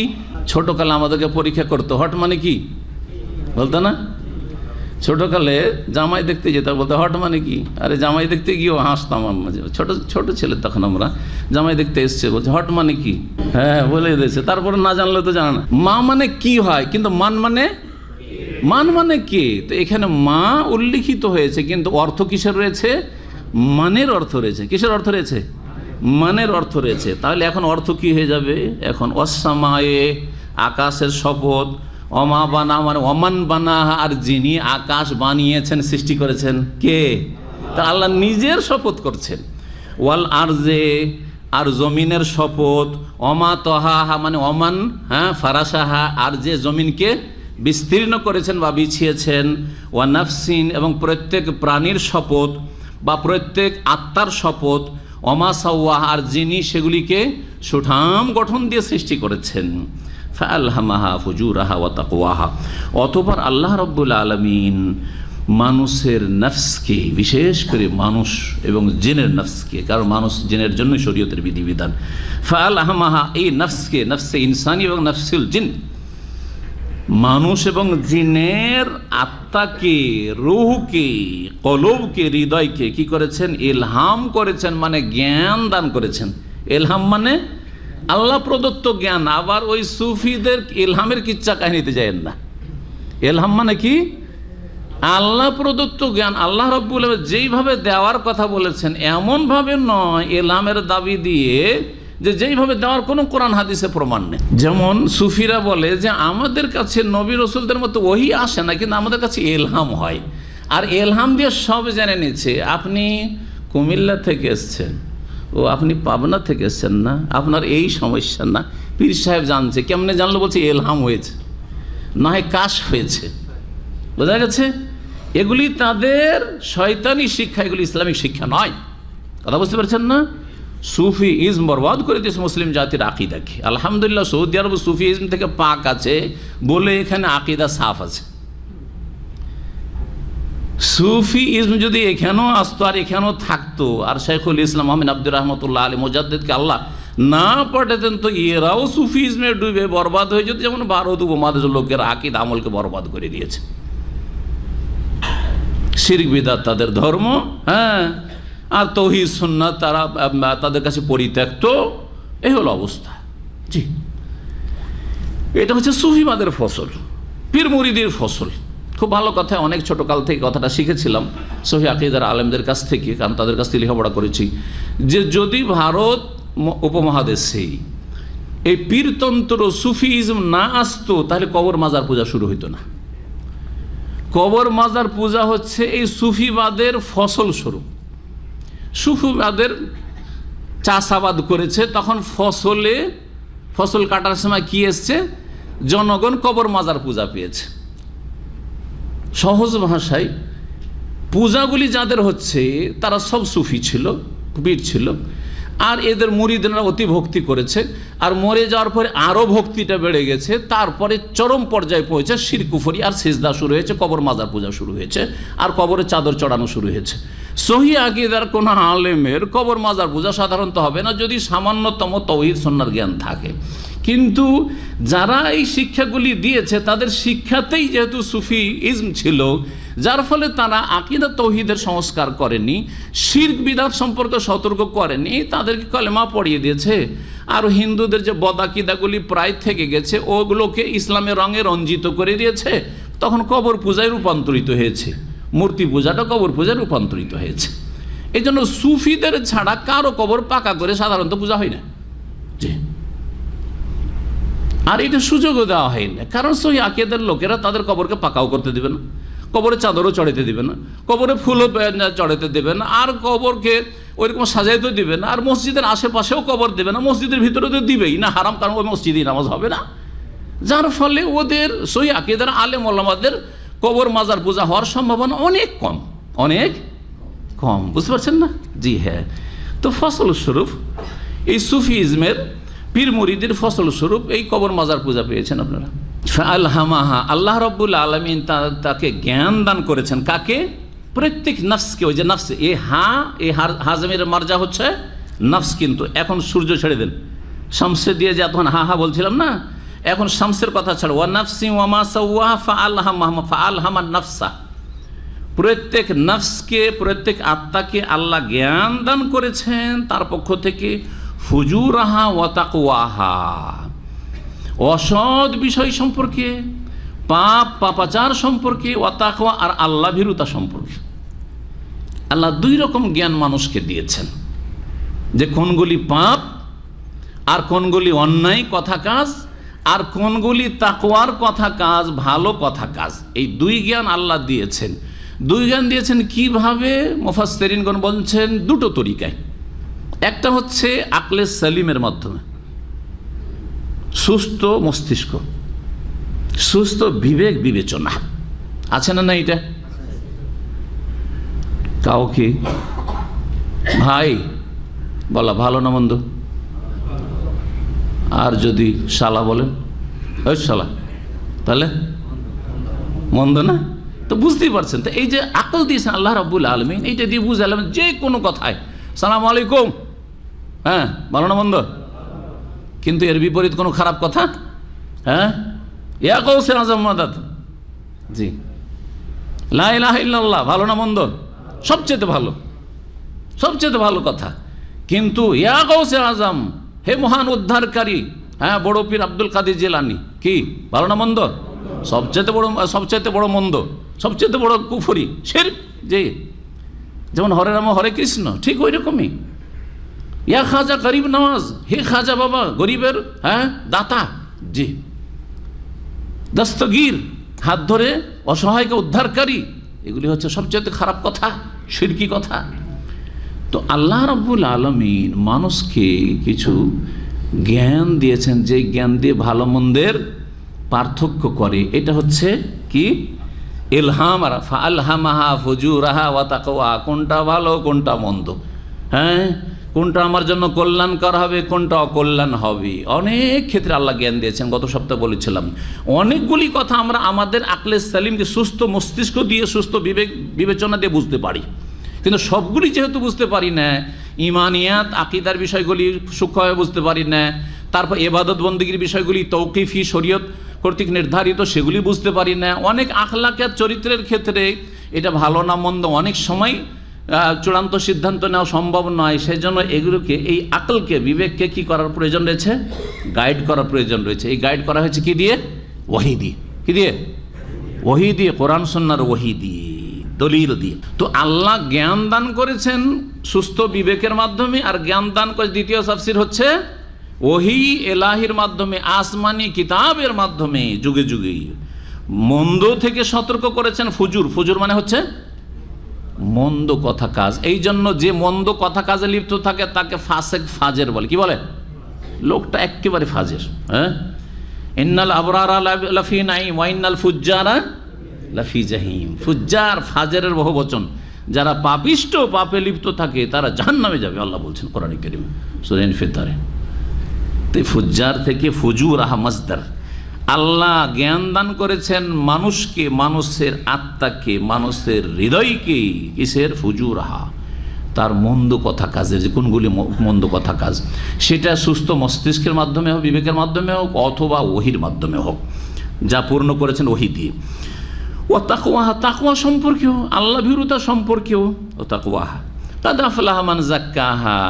যখন আল্লাহ রাব্বুল আলামিন মানুষকে জ্ঞান দিয়ে দিয়েছেন মন্দ কথা কাজ কোনগুলি আর ভালো কথা কাজ কোনগুলি, কোনগুলি তোমার ইহকাল পরকালে কল্যাণ করবে আর কোনগুলি তোমার সর্বনাশ ডেকে নিয়ে আসবে, আল্লাহ জ্ঞান যখন দিয়েছেন, সুতরাং মানুষ এই ক্ষেত্রে এই বিষয়টিকে মানতে এবং বাস্তবায়ন করতে দুই ভাগে বিভক্ত হয়েছে। আল্লাহ বলছেন কি? দুই ভাগে বিভক্ত হয়েছে। একদল, জি হ্যাঁ, ভালো পথ নিয়েছে, আর একদল মন্দ পথ নিয়েছে। যারা ভালো পথ নিয়েছে তারাই হচ্ছে সফল, আর যারা মন্দ পথ বেছে নিয়েছে তারা হচ্ছে ব্যর্থ, নিষ্ফল। আসেন কি বলছেন আল্লাহ রাব্বুল আলামিন, আয়াত নম্বর 9, কাদ আফলাহা মান যাক্কাহা। সুতরাং নিশ্চয়ই সফল কাম ওই সব ব্যক্তিরা, মান যাক্কাহা, এই নফসকে, হাজমের মর্যা হচ্ছে ওই নফস, এই আত্মাকে কি করলো? পরিশুদ্ধ করলো, আত্মাকে পবিত্র রাখলো, আত্মাকে পাক সাফ রাখলো। যেই ভাষা দিয়ে বলেন, সহজ করে বলেন আর শুদ্ধ করে বলেন আর যেভাবে বলেন না কেন, তাজকিয়াতুন, তাজকিয়া, এই তাজকিয়া হচ্ছে জি হ্যাঁ ঈমানের মাধ্যমে, তৌহিদের মাধ্যমে, সুন্নাহর মাধ্যমে, শিরক, কুফরি, বেদাত, নেফাক আর সমস্ত পাপাচার থেকে বেঁচে থাকার মাধ্যমে, আর নেক আমলের মাধ্যমে। ঈমান, তৌহিদ, সুন্নাতের সাথে সাথে যে ইবাদত বন্দিগুলো রয়েছে, আখলাকিয়াত রয়েছে, ভালো কথা কাজ রয়েছে, এগুলির মাধ্যমে এগুলি করতে হবে, তাহলে তাজকিয়া হবে। আর এর বিপরীত তাজকিয়াতে যে বাধা সৃষ্টি করে, পাক পবিত্র হতে বাধা সৃষ্টি করে, সেগুলি থেকে বিরত থাকতে হবে। যেমন আপনার শরীরকে আর কাপড়কে যদি পরিষ্কার পরিচ্ছন্ন রাখতে হয়, পাক সাফ রাখতে হয়, তাহলে প্রথম ধুয়ে টুয়ে সাফ করে নিতে হবে, তাই না? এটা একটা ইতিবাচক।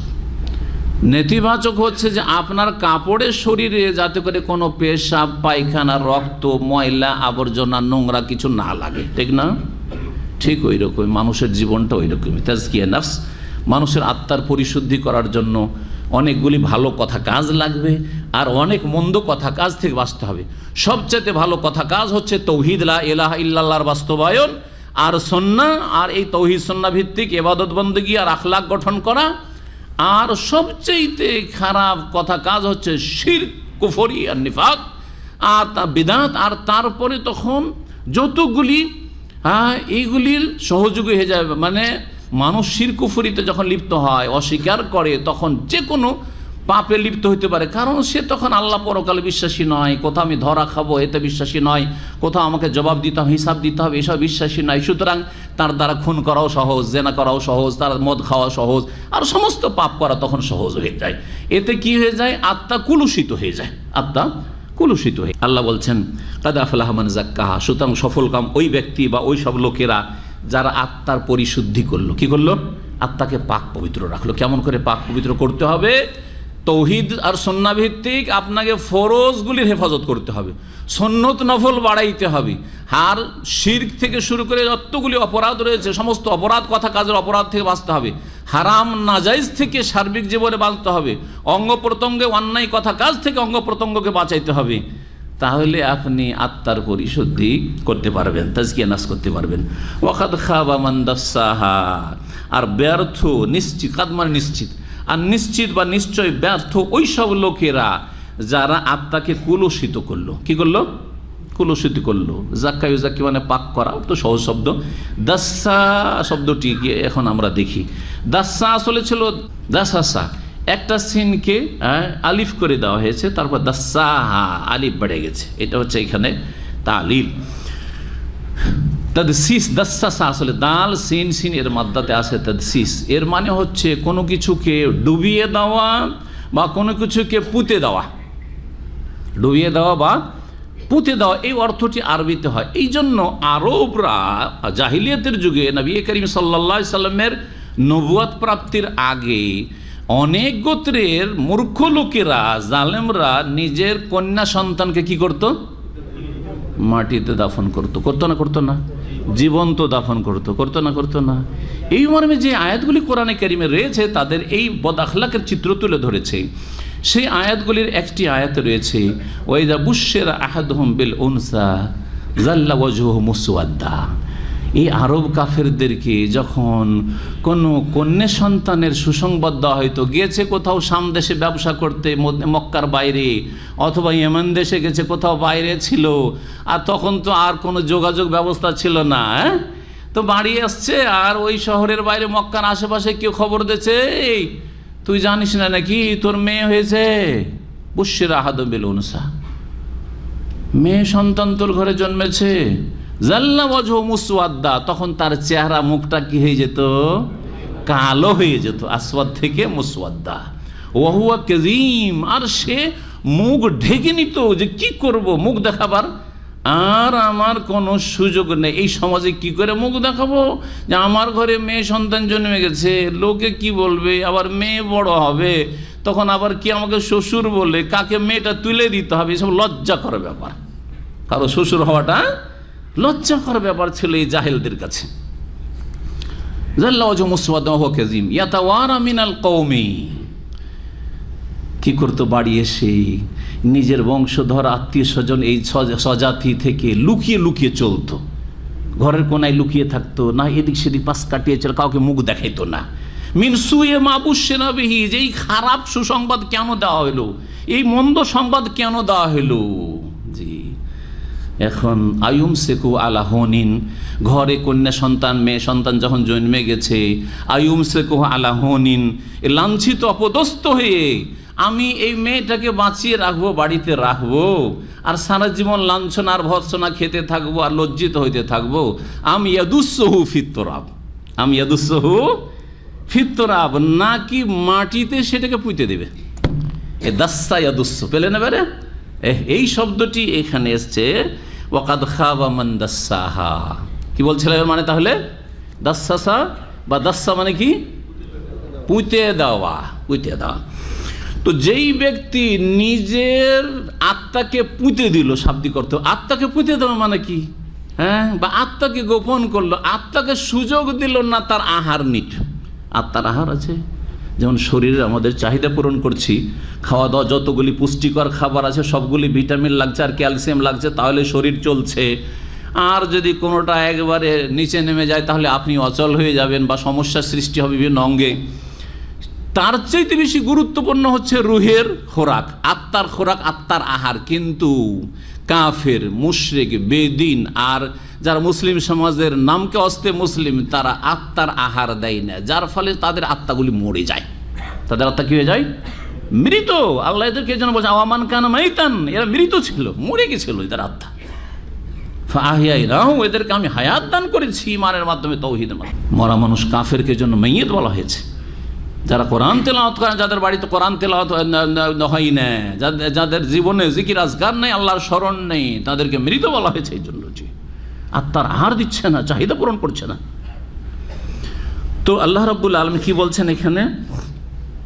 ওয়াকাদ খাবা, খাবা ইয়াখিব মানে হচ্ছে ব্যর্থ হয়ে যাওয়া, নিষ্ফল হয়ে যাওয়া, মানে স্বার্থ পূরণ না হওয়া, উদ্দেশ্য সফল না হওয়া। তাহলে ব্যর্থ কারা? মান্দাসাহা, ওই সব লোকেরা যারা আত্মাকে তার আহার দিল না, পুঁতে দিল, জি, ডুবিয়ে দিল, গোপন করে দিল, তার বিকাশ ঘটতে দিল না, বিকাশ ঘটতে দিল না। আত্মার যে বিকাশ রয়েছে সে বিকাশ করতে দিল না, শক্তিশালী হইতে দিল না আত্মাকে। মান্দাসাহা তার মানে খুব সুন্দর বাংলা ভাষায় এতগুলি তফসির আপনাদেরকে বোঝানোর জন্য করলাম। অনুবাদক শুধু কি বলে? কলুষিত করলো। কি করলো? কলুষিত করলো। ওয়াকাদ খাবা, আর ব্যর্থ ওই সব লোকেরা, মান্দাসাহা যারা আত্মাকে কি করলো? কলুষিত করলো, মানে আত্মাকে জি এমন করে দিল যে কোনো কাজের যোগ্য থাকলো না, জি পাপে ডুবিয়ে দিল। তারপরে আল্লাহ রাব্বুল আলামিন দৃষ্টান্ত স্বরূপ সালেহ আলাইহিস সালামের জাতি কওমে সমুদ, সমুদ সম্প্রদায়ের কথা উল্লেখ করছেন। কয়টি জাতির কথা উল্লেখ হলো? কয় জাতির কথা বলা হলো? প্রথম দুই রকম, দুই শ্রেণীর মানুষের কথা বলা হইল। একদল হচ্ছে সফল কাম, কারা? যারা আত্মাকে পাক পবিত্র করলো। আর এক দল হচ্ছে ব্যর্থ, হ্যাঁ ব্যর্থ, এদের সর্বনাশ। কারা? যারা আত্মাকে কলুষিত করলো। তাহলে দুই দল হয়ে গেল না? এই দুই দলের এক দল হচ্ছে যারা আত্মাকে কলুষিত করে, যার ফলে তাদের ইহকাল পরকাল বরবাদ হয়ে যায়। দৃষ্টান্ত স্বরূপ সমুদ জাতি, সমুদ জাতি আত্মাকে কলুষিত করেছিল, আত্মার হক আদায় করেনি, আত্মাকে আহার দেয়নি ঈমান এবং তৌহিদের এবং সৎ কাজের, পাপাচারে লিপ্ত হয়েছিল। সুতরাং তারা ইহকাল পরকালে ব্যর্থ হয়েছে, আসমানি জমিনি আযাবে আল্লাহ তাদেরকে ধ্বংস করেছে। জি, এই জন্য সংক্ষেপে সমুদ জাতির কথা আল্লাহ বর্ণনা করে। সমুদ জাতির এলাকা কোথায়? বহুবার বলেছি, তাবুক আর মদিনার মাঝখানে একটি জায়গা রয়েছে আল ওলা, আল ওলা, বুঝা গেছে। আর ওর আরেকটা নাম হচ্ছে মাদাইনে সলেহ, আজকাল বলে সলেহ আলাইহিস সালামের শহর, মাদাইনে সলেহ বলা হচ্ছে। অনেক ভিজিটররা, পর্যটকরা আসে দূর দূরান্ত থেকে, কিন্তু কাছে থেকেও আমরা যাইনি। আমাদের অনেক দিনই ভাইরা অনেকবারই বলেছি, কিন্তু সময় সুযোগ হয়নি। দেখা যাক এবার যাওয়া যায় কি না। তবে ওই জায়গা দিয়ে নবী করিম সাল্লাল্লাহু তাবুক যুদ্ধে যাওয়ার সময় ভ্রমণ করেছিলেন, জেহাদের সফরে যখন তাবুকে গিয়েছিলেন। আর ওখানে সাহাবায়ে কেরাম জানতেন না যে এখানে আল্লাহর গজব নেমেছে, খিদা লেগেছে। আর উঁটকে পানিও দিতে হবে। তো উঁটকে পানি দেওয়া শুরু করেছেন সেখানে অবস্থান করে। আর খিদে লেগেছে তো আটা ছাতু সানা শুরু করেছেন। আটাগুলো সে একটু রুটি বানিয়ে বা ছাতু করে আমরা কোনো রকম খাই। নবী করিম সাল্লাল্লাহু আলাইহি ওয়াসাল্লাম বললেন যে এই জায়গায় আল্লাহর আযাব কোনো এক সময় নাজিল হয়েছিল, আর এখানে আল্লাহর ক্রোধ গজব এখনও আছে হয়তো। সুতরাং এখান থেকে তাড়াতাড়ি পালাও, পানি টানি যা আছে ফেলে দাও, আটা ফাটা যা আছে ছাতু আছে তাও ফেলে দাও, যা সেনে নিয়েছো তাড়াতাড়ি করে পালাও এখান থেকে, নবী করিম সাল্লাল্লাহু আলাইহি ওয়াসাল্লাম বলেছেন। জি, এবং ওইখানেই বলেছিলেন যে তোমরা জালেমদের, যেই জাতিকে আল্লাহ তাদের জুলম অত্যাচার শিরক কুফরির কারণে পাপাচার কারণে ধ্বংস করে, সেই জাতির এলাকাতেই যাবে না। এক নম্বর কথা, যে সব করে অত যাওয়া ভালো নয়। কিন্তু যদি যাও তাহলে ইল্লান তা কোনো বাকিন, কান্না ভাব নিয়ে যাও, কাঁদতে কাঁদতে যাও, আল্লাহর ভয়ভীতি নিয়ে যাও, এবং তাড়াতাড়ি সেখান থেকে বেরিয়ে পড়ো, সেখানে অবস্থান করিও না। কারণ হতে পারে যে আল্লাহর গজবের কিছু অংশ আছে, সেটা যে কোনো সময় নেমে যেতে পারে। গতকালকে না পরশু মৃত সাগরের নাম তো জানেন না, যে আল বাহরুল মাইয়িত। জি, এই মৃত সাগরের পানিতে বন্যা হয়েছে, আর জর্ডানের বিস্তর এলাকা ডুবে ক্ষয়ক্ষতি হয়েছে। হয়তো যারা এই সংবাদগুলি জানেন। জি, এই মৃত সাগরে আল্লাহর একসময় গজব নাযিল হয়েছে লূত আলাইহিস সালামের এই চরিত্রহীন এই নোংরা জাতির ওপর। জি হ্যাঁ, সুতরাং শখ করে কেউ মৃত সাগর ভ্রমণ করে আসে না, কোনো কাজে যদি প্রয়োজন হয়, প্রয়োজনের তাগিদে যাবেন, তাহলে কোনো অসুবিধা নেই। কিন্তু এমন কোনো সওয়াবের কাজ না। হ্যাঁ, ওখানে গিয়ে যদি কোনো শিক্ষা নিয়ে আসতে পারেন তাহলে শিক্ষামূলক সফর করা যেতে পারে, যে আপনার আখলাক আমলের পরিবর্তন হইল আর উন্নতি হইল ইমানের, তাহলে ঠিক আছে। কাযযাবা সামুদ বিতাগওয়াহা, সামুদ সম্প্রদায় মিথ্যা প্রতিপন্ন করেছিল বা মিথ্যা জ্ঞান করেছিল, অমান্য করেছিল। যাই বল, কাযযাবা মানে শাব্দিক অর্থ হচ্ছে কাযেব মানে মিথ্যা, আর কাযযাবা মানে মিথ্যা মনে করেছিল। কিন্তু যারা মিথ্যা মনে করে তারাই অমান্য করে, তারাই অস্বীকার করে। সুতরাং এইসব অর্থ করা যেতে পারে। কি জন্য? বেতাগুয়াহা, তাদের সীমা লঙ্ঘনের কারণে। বাসাবাবিয়া বাহার ফেজার, এটা সাবাবের অর্থ রয়েছে। তাদের সীমা লঙ্ঘনমূলক এই ছিল মিথ্যাচার, মিথ্যা জ্ঞান করা। আল্লাহর নবী সাল্লাল্লাহু আলাইহি সাল্লামকে মিথ্যা মনে করেছিল, তার তৌহিদের দাওয়াতকে মিথ্যা মনে করেছিল, আল্লাহ রাব্বুল আলামিনের ইবাদত বন্দেগীকে তৌহিদকে মিথ্যা মনে করেছিল। ইযিম বাস আশকাহা, স্মরণ করো যখন তাদের সবচেয়ে হতভাগা ব্যক্তি তৎপর হয়ে উঠেছিল। ইমবাসা মানে কামা বেসুরা, ইমবাসা মানে লাফিয়ে উঠা। একটা হচ্ছে আস্তে আস্তে উঠা, কামা শুধু দাঁড়াইলে না, আর একটা হচ্ছে লাভ দিয়ে একটা লোক উঠলো, এটাকে বলা ইমবাসা। জি, তো এখানে আল্লাহ ইমবাসা শব্দটি ব্যবহার করেছেন। বাসা মানে কাউকে উঠানো, আর ইমবাসা মানে নিজে লাফ দিয়ে উঠা। তো ঘটনা কি ছিল? এই সামুদ সম্প্রদায়ের ঘটনা জানার জন্য কোরআনে কারীমের কয়েকটি সূরা বলছি। অনেকগুলি সূরাতে সামুদ জাতির কথা উল্লেখিত হয়েছে, কিন্তু অধিকাংশ জায়গায় সংক্ষিপ্ত 5টি সূরার কথা বলে দিচ্ছি। জি, প্রথম হচ্ছে সূরা আরাফ। সূরা আরাফ, যদি কারো কাছে কোরআন থাকে সূরা আরাফ বের করে সামুদের ওয়াইলা সামুদ আখাহুম সালেহান দেখতে পারেন। 2 নম্বর হচ্ছে বিস্তারিত জানার জন্য, আর এগুলো তাফসীর আলহামদুলিল্লাহ সূরা আরাফে আমরা অলরেডি করেছি। তারপরে 2 নম্বর জায়গা হচ্ছে সূরা হুদ, 3 নম্বর হচ্ছে সূরা শুআরা, বিস্তারিত আলোচনা রয়েছে। 4 নম্বর হচ্ছে সূরা নামল, কোথায়? সূরা নামলে রয়েছে। 5 নম্বর সূরাতুল কামারে রয়েছে। আর এখানে 6 নম্বরে সংক্ষেপে এখানে রয়েছে, জি হ্যাঁ, কাযযাবা সামুদ বিতাগওয়াহা, এদেরকে ধ্বংস করা হয়েছিল। কেন ধ্বংস করা হয়েছিল সংক্ষেপে ঘটনাটা শোনাই, আর সময় আমাদের শেষ হতে যাচ্ছে। সালেহ আলাইহিস সালামকে আল্লাহ রাব্বুল তাওহীদের দাওয়াত নিয়ে পাঠালেন। যে কোনো জাতির কাছে যে দাওয়াত নিয়ে পাঠিয়েছেন নবী রাসূলগণের দাওয়াত, সেটার মূল দাওয়াতের বিষয়বস্তু কি ছিল? আল্লাহর একত্ব, লা ইলাহা ইল্লাল্লাহ, এক আল্লাহর ইবাদত করো, তার সাথে কোনো কিছুকে শরীক করিও না, না দুর্গা না দরগা, এইসব চলবে না। আজ যদি নবী রসুলের দরজা খোলা থাকতো, এই মাজার পূজারীদের জন্য আল্লাহ নতুন নবী পাঠাতেন, কিন্তু নবুয়তের দরজা বন্ধ করে দেওয়া হয়েছে। সুতরাং হকপন্থী আলেম ওলামাদের সবচেয়ে বড় ফরজ কাজ হচ্ছে এই তৌহিদের দাওয়াত পৌঁছানো তাদের কাছে, আর না হলে আম্বিয়ার ওয়ারেস হইতেই পারবে না। কবর মাজার উপর চুপ করে বসে থাকবেন, পীর পূজার চুপ করে বসে থাকবেন, আর নবীর ওয়ারেস ওলামা ওয়ারাসাতুল আম্বিয়া হাদিস পড়ে পড়ে ফজিলতে নেবেন শুধু, কখন হবে না। জি হ্যাঁ, তৌহিদের দাওয়াত অবশ্যই পৌঁছাইতে হবে। সালেহ আলাইহিস সালাম তৌহিদের দাওয়াত নিয়ে আসলেন। রোগ এদের শিরকুফরিরও ছিল, আর তার সাথে সাথে বিভিন্ন পাপও তাদের মধ্যে ছিল। যে কোনো কাফের জাতির মধ্যে বহু পাপ আছে, জানাই আছে, তাই না? মুসলিম সমাজে বহু পাপ ছড়িয়ে গেছে, তো কাফের তো বুঝতেই পারেন কাফের জীবনে কত পাপ আর পাপ। তো এই জাতির কাছে যখন আল্লাহ রসুল সালেহ আলাইহিস সালাম দাওয়াত নিয়ে আসলেন, তখন তারা অস্বীকার করলো। যখন অস্বীকার করলো, বুঝাইতে চেষ্টা করলেন, তখন তারা চ্যালেঞ্জ করলো যে হে সালেহ, তুমি নবী, আমরা কি করে বুঝবো?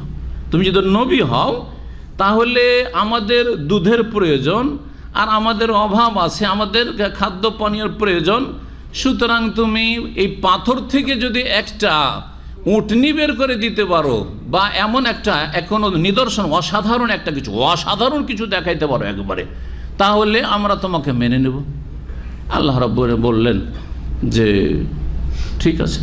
নবী সাল্লাল্লাহু আলাইহি ওয়াসাল্লাম আল্লাহর কাছে দোয়া করলেন, আমি ওদের জন্য একটা নিদর্শন মুজিজা পাঠাচ্ছি। এটা ছিল মুজিজা। কিসের মুজিজা? উষ্ট্রির মুজিজা, উটনির মুজিজা। 10 মাসের গর্ভবতী উটনি একটা পাথর থেকে বেরিয়ে চলে আসলো। পাথর থেকে তাদের চোখের সামনে বেরোলো, আওয়াজ করতে করতে বেরোলো, আর বেরিয়ে ওদের মাঝে এসে হাজির। আর এত দুধ দেওয়া শুরু করলো, সামুদ জাতিতে যে যত লোক ছিল, গোটা বংশ, গোটা এলাকার লোক দুধ খেয়ে শেষ করতে পারতো না, এত দুধ।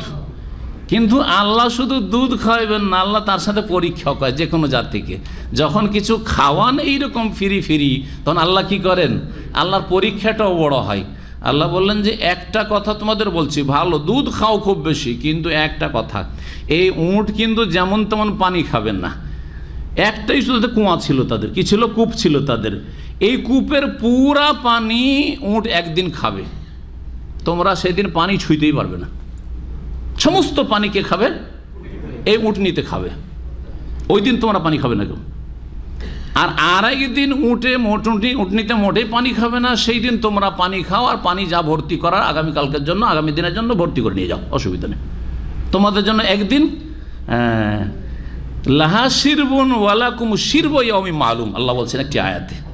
কি বলছেন? লাহা শিরবুন, এই উটনির জন্য একদিনের পানি পানের পালা। শিরবুন মানে পানি পানের পালা, 22.5 থেকে। ওয়ালাকুম শিরব ইয়াউমিন মালুম, আর একদিন তোমরা কি করবে? তোমরা পানি পান করবে, যেদিন উটনি পানি পান করবে না। এরা বিরক্তি, কয়েকদিন পরে অবাধ্য জাতি, নাফরমানি, বদমাইশি করাই তো কাজ।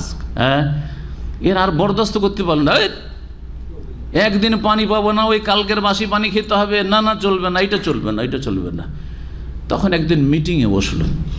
আল্লাহ রাব্বুল আলামিন একটি আয়াতে বলছেন যে ওরা গোপনে একটা মিটিং করলাম, আর একজন আর একজনের হাতে হাত রেখে শপথ করে, তাকাসামু বিল্লাহ, আল্লাহর কসম করছে, আবার শিরিক করছে। আল্লাহ ওদের বড় এলাহ ছিল, যেমন দেবদেবী যারা করে তারা উপরওয়ালা বলে না, যেমন কবর মাজার পূজা করছে, আর আল্লাহ বলছে, আল্লাহ বলছে, গৌসও বলছে, ঠিক ওই রকম ওদের অবস্থা ছিল। আল্লাহকে অস্বীকার করা নাস্তিক ছিল না তারা, কিন্তু তারা মুশরিক, বহুত্ববাদী ছিল। তাকাসামু বিল্লাহ, আল্লাহর কসম, লানুবাইয়িতান্নাহু ওয়া আহলাহু, আজকে রাতের অন্ধকারে সালেহকে খুন করব, আর তার পরিবার পরিজন ছেলে মেয়ে সবকে খুন করব, আর তার উটনিটাকে মারতে হবে, বাসা মেরে দিতে হবে। কে এই কাজ করতে পারবে? এই উটটাকে কে জবাই করতে পারবে? তখন ওদের মধ্যে এক সবচেয়ে হতভাগা ব্যক্তি, আল্লাহ বলছেন আশকা, ইসিম তাজদিল শেখা, সর্বাধিক হতভাগ্য ব্যক্তি, বদমাইশ, এই ছিল কোদার বিন সালেফ। কেউ খুব কোদ্দার বলেছেন, কিন্তু আমরা যেটা জানি সেটা হচ্ছে কোদার বিন সালেফ। কোদার বিন সালেফ নামটি তাফসিরে এসছে। সে বড়ই বীর বাহাদুর ছিল ওই সমাজে, আর অত্যন্ত শক্তিশালী ছিল। সে বলল, তোমাদের হেল্পের দরকার নেই, আমাকে ছেড়ে দাও, আমি দেখছি। এজাম্বা আসা লাফ দিয়ে উঠলো, ওই মিটিং করতে করতে, এই যে আল্লাহ বলছেন, লাফ দিয়ে উঠলো, একবারে তৎপরে উঠলো, আমি এক্ষণি গিয়ে উটটাকে মেরে আসছি, এক্ষণি হত্যা করে আসছি। আল্লাহ রাব্বুল আলামিন বলছেন যে গেল অস্ত্র নিয়ে, আর যাওয়ার পরে প্রথম পা কেটে দিল। যখন পা কেটে দিল তখন উষ্ট্রিটা পড়ে গেল। যখন পড়ে গেল তখন তাকে জবাই করে দিল। বলছে বাস, তোমাদের কাজ করে দিয়েছে, আর তোমাদের পানিতে কোনো রকমের বাধা সৃষ্টি করবে না, ইচ্ছা মতো এখন তোমরা পানি খাও। এটা করলো। সালেহ আলাইহিস সালাম খুব আক্ষেপ করতে লাগলেন আর জাতিকে বলতে লাগলেন যে হায় অবাধ্য জাতি, এত অন্যায় কাজ করলে তোমরা। তখন আর কি ক্ষান্ত হয়, বলছে সালেহ তুমি তো বলছো যে আমরা নাকি অবাধ্য হলে আর আমরা তোমার কথা না মানলে আল্লাহর নাকি আযাব আসবে। ইতিনা বিআযাবিল্লাহ ইন কুনতুম মিনাস সাদিকিন, তুমি যদি সত্যবাদী হতো কোথায় তোমার আল্লাহর আযাব? আমরা তো উটকেও মেরে দিয়েছি, হ্যাঁ, আর পানি আমরা পুরোপুরি দখল করে নিয়েছি, কোথায় তোমার আযাব? তখন সালেহ আলাইহিস সালাম বললেন ফাকাল তামাত্তাউ ফি দারিকুম সালাসাতা আইয়াম, সূরা হুদে রয়েছে, তোমরা যাও যাও আরও 3টে দিন বাড়িতে খুব ভোগ বিলাস করে নাও, খুব আমোদ ফুর্তি করে নাও, 3টে দিন সময় দিলাম, 4র্থ দিন হ্যাঁ ভোর হওয়ার আগে আগেই আল্লাহর আযাব তোমাদের উপর আসবে, যা বলে দিলাম। আর ঠিক তাই হইল। এমন বিকট শব্দ হইল প্রথম, প্রচণ্ড বেগে এমন শব্দ হলো যে কানের সবার পর্দা ফেটে গিয়ে সাথে সাথে সব উপড়িয়ে পড়ল। জি জাসেমিন আল্লাহ বলেছেন তারা উপড় হয়ে সব পড়েছিল। এইভাবে আল্লাহ রাব্বুল এই জাতিকে কি করেছেন? ধ্বংস করেছেন। তো এখন আমরা শেষ করি। এজিম বাস আশকাহা, যখন তাদের সবচেয়ে হতভাগা ব্যক্তি তৎপর হয়ে উঠল, ফাকাল আলাহুম রাসূলুল্লাহ নাকাতাল্লাহ ওয়া সুকিয়া। একটি কথা আগেই সালেহ আলাইহিস সালাম বলে দিয়েছে, দেখো তোমাদেরকে আল্লাহ উটনি দিয়েছেন। আল্লাহ রসুল মানে সালেহ আলাইহিস সালাম বললেন নাকাতাল্লাহ মানে ইহজারু নাকাতাল্লাহ, সাবধান তোমরা আল্লাহর উষ্ট্রি থেকে। এই উটনিকে কি বলা হয়েছে? আল্লাহর স্পেশাল উটনি, আল্লাহর দান মোজেজা, সেই জন্য আল্লাহর উটনি বলা হয়েছে। ওয়াসুকিয়াহা, আর তার পানি পান করার যে পালা আছে ওর থেকেও সাবধান, মানে যেই দিন উটের পালা সেই দিন তোমরা কেউ পানি নেবে না, আর উটটাকে কেউ জখম করবে না, আহত নিহত করবে না। তো ইহজারু এখানে উজ্জ রয়েছে নাকাতাল্লাহ, ইহজারু নাকাতাল্লাহ, নাকাতাল্লাহ মফুল। আর কেউ কেউ বলেছেন যে জারু নাকাতাল্লাহ, জারু নাকা, কারণ অন্য আয়াতে রয়েছে ফাজারুহা তাকুল ফি আরদিল্লাহ, এই উষ্ট্রিকে ছেড়ে দাও আল্লাহর জমিনে খেতে, আল্লাহর জমিনে খেতে ছেড়ে দাও। ওয়ালা তামাসসুহা বিসুইন, আর কোনো অনিষ্ট দ্বারা স্পর্শ করিও না, অর্থাৎ আহত বা নিহত করিও না এই উটনিকে। ফায়াখুযাকুম আযাবুন আলীম, না হলে তোমাদের উপর মর্মান্তিক আযাব এসে পড়বে। কিন্তু বিশ্বাস করেনি এই জালেম জাতি, বিশ্বাস করেনি। যেমন আজকালকার মুসলিমরা কিয়ামতের দিনে প্রথম সালাতের হিসাব হবে, বিশ্বাস করছে নাকি? করলে সব নামাজি হয়ে যেত। শুধু আমাদের ওই আদার সামুদের দোষগুলি ধরা পড়ছে, তাই না? আর ওই কাফের বিজাতিদের দোষগুলি ধরা পড়ছে, আর আমাদের ঘরের দোষ আমরা খুঁজে পাই না। সুবহানাল্লাহ। আপনার প্রিয় নবী মুহাম্মদ রাসূলুল্লাহ বলছেন আউওয়ালা মা ইউহাসাবু বিল আবদু ইয়াউমাল কিয়ামাতি সালাতু, সর্বপ্রথম হিসাব হবে সালাত সম্পর্কে। তারপরও শতকরা 95 থেকে 98 জন বেনামাজি, আধা নামাজি, ফেল নামাজে, নিশ্চিত ফেল, এতে কোনো সন্দেহ নেই। কোথায় কোথায় মানছেন আপনি? রাসূলুল্লাহর কথা কোথায় মানছেন সাল্লাল্লাহু আলাইহি ওয়াসাল্লাম? ফাকাযাবুহু, ওরা কিন্তু মিথ্যা মনে করলো। ফাআকারুহা, সেটাকে আহত করে দিল। আকারা ইয়াকরুনা, পা কেটে দাও, সুতরাং শাব্দিক অর্থ পা কেটে দিল। প্রথম পা কাটলো আর তারপরে সেটাকে জবাই করে দিল। সুতরাং এখানে শুধু কেটে দেওয়া নয়, বরং পা কাটার পরে তাকে হত্যা করে দেওয়া, এটা অর্থ শামিল রয়েছে। ফাদামদামা আলাইহিম রব্বুহুম বিযামবিহিম, অতঃপর তাদের পাপের কারণে তাদের প্রতিপালক তাদেরকে সমূলে ধ্বংস করে দিলেন। দামদামা মানে হচ্ছে সমূলে ধ্বংস করে দেওয়া, শেকড় থেকে ধ্বংস করে দেওয়া। একটা হচ্ছে ওপর থেকে ধ্বংস করা, কিছু ধ্বংস হলো কিছু বাঁচলো, আর একটা হচ্ছে সমূলে ধ্বংস করে। ইমাম ইবনে কাসির রাহমাতুল্লাহ আলাইহি বলছে সমূলে ধ্বংস করা মানে তাদের নর নারী, হ্যাঁ, বৃদ্ধ শিশু কেউ বাঁচেনি। কারণ আল্লাহর যখন আযাব আসে তখন বেছে বেছে আবার আযাব আসে না। যখন খাবাসাত, নোংরামি, পাপাচার বেড়ে যায় তখন সবাইকে আল্লাহর আযাব কি করে? ঘিরে নেই। এই কথা নবী করিম সাল্লাল্লাহু আলাইহি ওয়াসাল্লাম সহিহ বুখারী হাদিসে রয়েছে। আনহুলা কফিনাস সলিহুন, উম্মে সালামা রাদিয়াল্লাহু তাআলা বলছেন ইয়া রাসূলুল্লাহ, আমাদের মাঝে নেক লোকেরা বেঁচে থাকা সত্ত্বেও কি আল্লাহর আযাবে আমাদেরকে ধ্বংস করা হইতে পারে? তখন বলেছেন নাম, হ্যাঁ, ইজা কাসুরাল খাবাসু, যখন পাপাচার বিস্তার লাভ করবে, ব্যাপক আকার ধারণ করবে। তো এইভাবে আল্লাহ সবকে ধ্বংস করেছিলেন বলে আল্লাহ বলেছেন ফাদামদাম আলাইহিম, সমূলে বিনাশ, কেউ বাঁচেনি যে ওই জায়গাগুলি আবাদ করবে, ওই বাড়ি ঘরে বসবাস করবে বা ওখানে কেউ থাকবে, একজন আছে নিশ্চিহ্ন করে দিয়েছিলেন। ফাসাওয়াহা, অতঃপর সেগুলিকে কি করে দিয়েছিলেন? মাটিতে মিশিয়ে দিয়েছিলেন। সাওয়াই মানে সমতল করে দেওয়া। জি, সবকে একেবারে মাটিতে মিশিয়ে দিয়েছিলেন, সবকে ধ্বংস করে নিশ্চিহ্ন করে দিয়েছিলেন। যখন কোনো জায়গায় কোনো জাতির আর এক জাতির সাথে লড়াই যুদ্ধ হয়, আর এক জাতি বিজয় লাভ করে আর এক জাতি পরাজিত হয়, তারপরেও যুগ যুগ ধরে একটা রিয়াকশনের আর প্রতিক্রিয়ার ভয় থাকে, থাকে না? থাকে না? থাকে না? আজকে থেকে 50 বছর আগে যদি কোনো লড়াই হয়ে থাকে কোনো দেশের সাথে, রে ওরাকে একবার মেরেছিলাম, কখনো ওরাও চান্স নিতে পারে আমাদেরকে মারার, থাকে না? অবশ্য থাকে। তো এই যে কুপরিণতির একটা আশঙ্কা পৃথিবীর যে কোনো শক্তির আছে, যে কোনো ব্যক্তিরও আছে। আপনি কাউকে মারেন, মেরে কিন্তু আপনি শান্তিতে ঘুমাইতে পারবেন না। মারার পরে আপনাকে টেনশন ধরে নেবে যে আমি ওর অনিষ্ট থেকে বাঁচতে পারবো কিনা, আবার ওর বংশধর সব এক না হয়ে যায়, গোটা গ্রামবাসী এক হয়ে আমার বিরুদ্ধে কোনো অ্যাকশন না নিয়ে নেয়, ঠিক না? কিন্তু আল্লাহর বিরুদ্ধে আল্লাহ যখন কোনো জাতিকে ধ্বংস করে দেন, কোনো শক্তি আছে যেই জাতি কোনো প্রতিক্রিয়া দেখাতে পারবে, হ্যাঁ, প্রতিশোধ নিতে পারবে, বদলা নিতে পারবে? কোনো জাতি নেই।